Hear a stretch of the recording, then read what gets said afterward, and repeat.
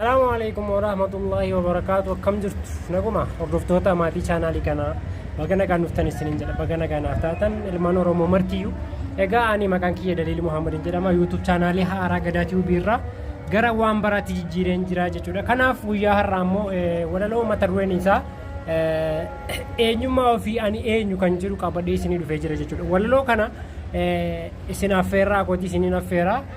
Kitaaba waan baraa keessaa kitaaba kiyya keessaa fuudheeti kan inni isiniif barreesse isiniif dubbise jechuudha. Walaloon kun baay'ee dheeraadha.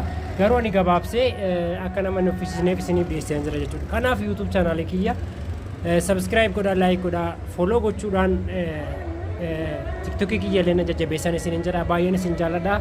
Kanatti aansee amma walalootu jira jechuudha. Baay'ee isin jaalladha. Naaf galatooma naaf jiraadha. YouTube kiyya immoo follow godhaa naa ilaala. Akkasumallee subscribe godhaatiin jajjabeessaa, like godhaa, share godhaa isiniin jedha. Thank you. Amma walaloo itti fufu.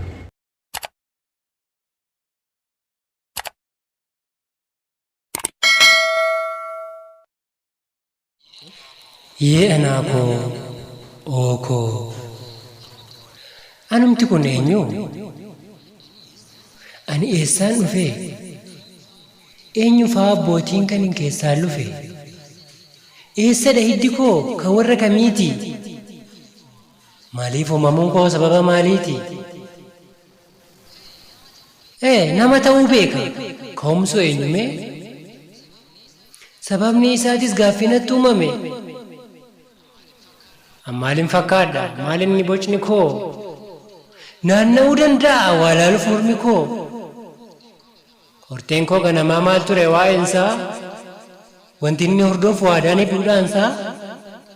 Dhanga akkamii qaba? Maal dhugee maal nyaata? Faaya akkamii fa'aa uffachuu jaallata?